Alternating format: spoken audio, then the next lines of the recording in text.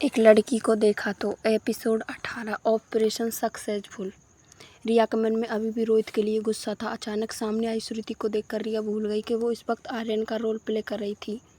श्रुति ऐसे कई बच्चों से मिली थी जो अपने आप को कोई और आइडेंटिटी मानते थे। श्रुति को लगा कि आर्यन भी उसी मानसिक हालत का शिकार था। आर्यन अपने आप को रिया नाम की लड़की समझ रहा था। श्रुति ने अपनी डिग्री कॉलेज में गोल्ड मेडल हासिल किया था, लेकिन इतनी कम उम्र में उसकी सक्सेस का कारण ये था कि बच्चों के साथ उनके दोस्त की तरह घुल मिल जाती, फिर उनका दोस्त बनकर ही उनके इमोशनल प्रॉब्लम का सलूशन लाती। आर्यन का दोस्त बनाने के लिए श्रुति ने एक कहानी बनाते हुए कहा, wow such beautiful name Riya, do you know school में मेरी बेस्ट फ्रेंड का नाम भी रिया था। वह बिल्कुल तुम्हारे जैसी थी, just like a little princess. इस बात पर रिया ने बड़ी इनोसेंटली श्रुति से पूछा, क्या वो भी मेरी तरह ही दिखती थी? रिया की इस बात पर श्रुति ने हंसते हुए जवाब दिया, हाँ बिल्कुल तुम्हारी तरह, just like a Barbie doll. वो कहते हैं ना, इस दुनिया में 7 लोगों की शक्ल एक जैसी होती है, और तुम दोनों की न सिर्फ शक्ल बल्कि नाम भी मिलते हैं, रिया। श्रुति के मुंह से रिया का नाम सुनते रिया को इस बात का एहसास हुआ कि अपना नाम रिया बताकर उसने बहुत बड़ी गलती कर दी थी। उसने भोली शक्ल बनाकर श्रुति से पूछा, रिया? कौन रिया? मेरा नाम तो आर्यन है। यह सुनते रिया श्रुति चौंक गई, मगर बच्चों के साथ दोस्ती आगे बढ़ाने के लिए उसने जानबूझकर इस झूठ को नज़रअंदाज करते हुए कहा, ओह आई सी, मैंने शायद गलत सुना। इस बात से रिया थोड़ा रिलैक्स हुई। फिर उसने श्रुति से एक सवाल किया, आंटी आप कौन हो और आप मेरे बेडरूम में क्या कर रही हो? श्रुति ने इतने छोटे से बच्चे से ये सवाल एक्सेप्ट नहीं किया था। उससे जब कोई और बहाना नहीं मिला तो उसने कहा, मैं रोहित की दोस्त हूँ, यहाँ रोहित को मिलने आई थी, मगर वह किसी काम से बाहर गए तो सोचा जब तक उनकी वेट कर रही हूँ तब तक क्यों ना तुमसे जान पहचान कर लूँ। ये बात सुनते ही रिया के चेहरे के एक्सप्रेशन बदल गए। उसे अपनी मॉम के लिए जेलिसी फील होने लगी। उसने इशारे से श्रुति को अपने पास आने को कहा। श्रुति जब बिल्कुल रिया के पास आई तो रिया ने श्रुति उसे कान में कहा, but my dad loves my mom. बात सुनते ही श्रुति के चेहरे का रंग बदल गया। उसे पता था कि आर्यन की माँ नहीं थी, और जब मिस्टर रोहित भी बात कर रहा था, जब मिस्टर रोहित भी अपनी वाइफ के साथ नहीं रहते तो आर्यन आखिर किसकी बात कर रहा था? श्रुति ने मुस्कुराते हुए दबी आवाज़ में रिया से पूछा, और तुम्हारी मॉम कहाँ है? रिया ने उसी दबी आवाज़ में जवाब दिया, वो यहीं है, हमारे आसपास। इस वक्त रिया को ये नहीं पता था कि उसकी ये सारी हरकतें आर्यन को कितनी बड़ी मुसीबत में डाल सकती थी। डॉक्टर श्रुति को ये लगा कि आर्यन बहुत सेंसिटिव है। उसने अपने मन के अंदर 2 पर्सनैलिटीज़ डेवलप की हैं। एक में वह अपने पापा को रिया समझता है, और दूसरी उसकी माँ, जो हकीकत में नहीं थी, बस शायद उसके दिमाग की एक सोच थी। श्रुति ने अपने बैग से कुछ कलरफुल पेपर निकाले। हर पेपर पर किसी कार्टून की तस्वीर थी और अलग अलग सवाल। श्रुति ने सारे पेपर रिया के हाथ में देकर कहा, जब तक तुम्हारे पापा वापस नहीं आते तब तक हम गेम खेलते हैं। इन पेपर जो भी सवाल लिखे उनका तुम्हें दिल से आंसर करना है, और गेम ख़त्म होने के बाद अगर तुमने सारे आंसर सच लिखे तो तुम्हारी पसंद की कोई भी चीज़ तुम मुझसे मांग सकती हो। रिया ने खुश होकर सारे पेपर अपने पास ले लिए और राइटिंग टेबल पर जाकर आंसर लिखने लगी। Life care hospital. ऑपरेशन लगातार 2 घंटों से चल रहा था। पूरी ऑपरेशन रूम में पिन ड्रॉप साइलेंस थी। बीच बीच में धीमी आवाज़ में अनिका अपने कॉलेजियस को इंस्ट्रक्शन देती रहती। Heart beat reading, blood number 10, haemostatic force space. इतनी लंबी सर्जरी के बीच ना तो अनिका एक बार भी पानी पिया था और ना ही कोई ब्रेक लिया था। ऑपरेशन करते वक्त उसके हाथ कितने स्थिर थे ये देखकर बाकी डॉक्टर हैरान हो गए। उन्हें समझ आ गया कि आखिर क्यों डॉक्टर अमृता का नाम पूरी दुनिया में इतना नाम चर्चित है। हर आधे घंटे में अनिका के असिस्टेंट आपस में बदलते रहते, मगर अनिका ने लगभग बिना पल के झपकाए अपना पूरा ध्यान सर्जरी में लगा दिया था। सब कुछ उम्मीद के मुताबिक हो रहा था। तभी ज्योति बुआ की पल्स रीडिंग गिरने लगी। एक असिस्टेंट ने पैनिक होकर जोर से कहा, pulse is dropping, we need to put her on oxygen. Anika ने अपना हाथ उठाकर उस डॉक्टर को शांत रहने का इशारा किया। अनिका ने कई कड़े शब्दों में कहा, stop panicking, A doctor can not panic while operating. Anika की बात सुनते हुए डॉक्टर अनिका से सॉरी कहा। अनिका का ध्यान जब अभी भी अपनी सर्जरी पर था, वह ऑपरेट करते हुए बोली, एसी का टेम्परेचर थोड़ा बढ़ा दें, पेशेंट को ठंड लग रही है जिसकी वजह से उसे सांस लेने में तकलीफ हो रही है। टेम्परेचर के बढ़ते ही थोड़ी देर में ज्योति बुआ की पल्स वापस नॉर्मल हो गई। हॉल में खड़े बाकी लोग अब तक यह समझ चुके थे कि डॉक्टर अमृता नॉलेज और कॉमन सेंस दोनों का इस्तेमाल करना बखूबी जानती है। शायद इसलिए वह अपनी श्रेणी के डॉक्टर में सबसे ऊंची पोजीशन में थी। डॉक्टर अग्रवाल की केबिन में चाय पीते पीते डॉक्टर अग्रवाल ने रोहित से कहा, आई एम सॉरी रोहित, मैं तुम्हें बताने भूल गया था कि आज श्रुति आर्यन से मिलने आने वाली है।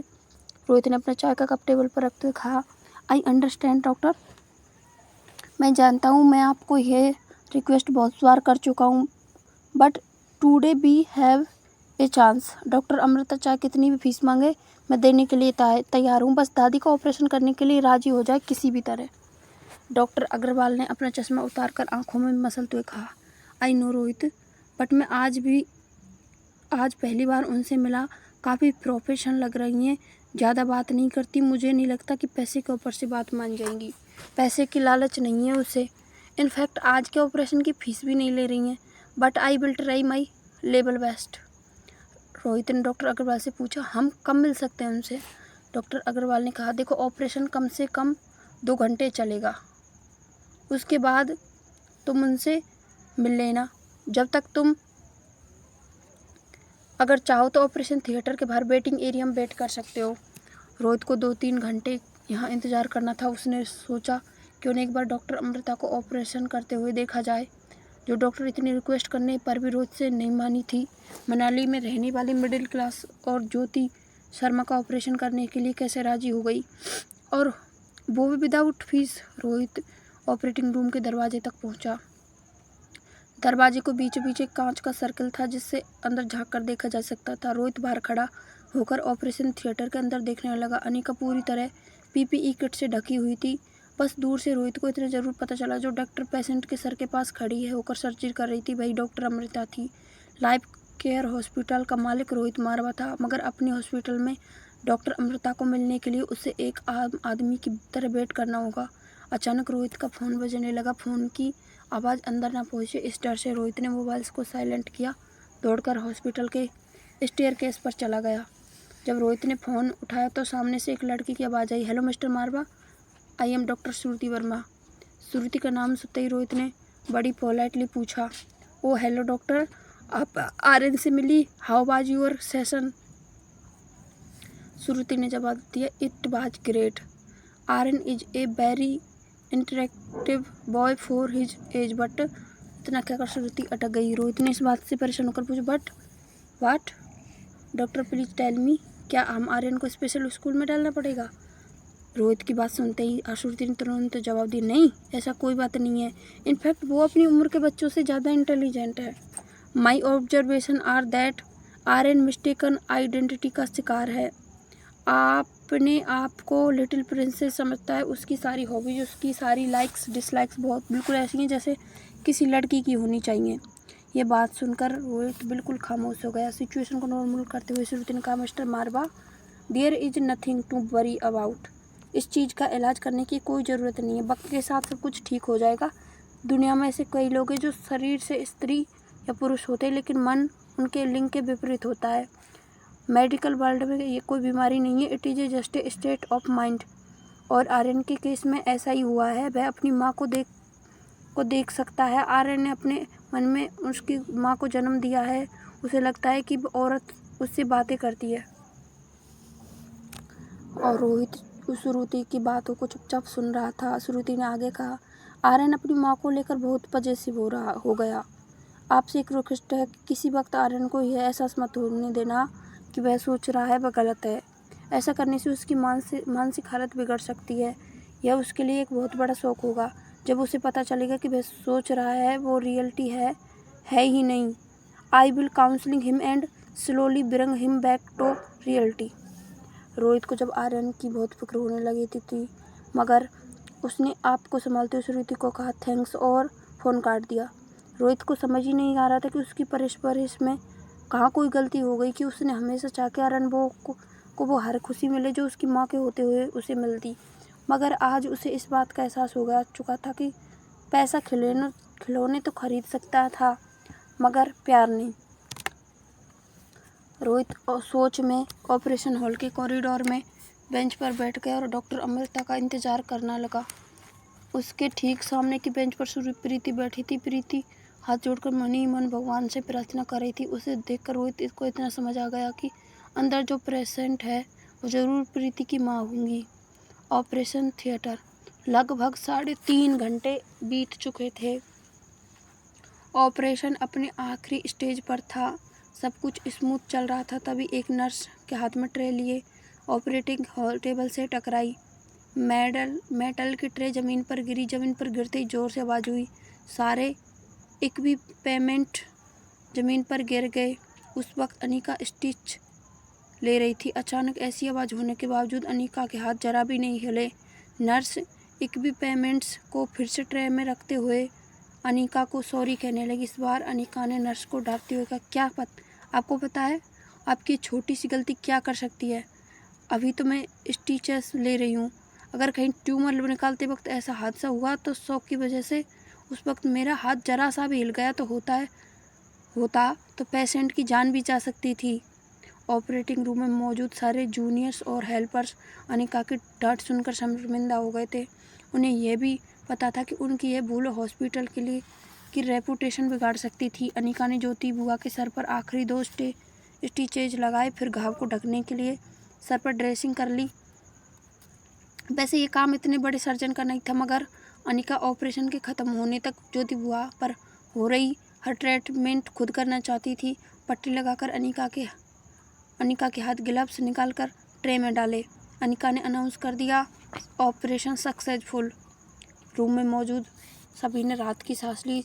अब उनको पता था कि आज ऑपरेशन कितना मुश्किल था और किस तरह डॉक्टर अमृता ने इस ऑपरेशन को अंजाम दिया था। सभी ने अनिका को कॉन्ग्रेचुलेट कहा और नर्स ज्योति बुआ को वार्ड में शिफ्ट करने के लिए तैयार करने लगी। बाकी के डॉक्टर्स और जूनियर्स ऑपरेशन थिएटर से बाहर निकलने लगे। ऑपरेशन थिएटर का दरवाज़ा खुलते ही रोहित अपनी बेंच से खड़ा हो गया। प्रीति दौड़कर बाहर निकलते डॉक्टर के पास पहुंच गई। डॉक्टर ने प्रीति के कंधे पर हाथ रखते हुए उससे कहा, चीयर अप यंग लेडी, तुम्हारी मम्मी का ऑपरेशन सक्सेसफुल हो गया।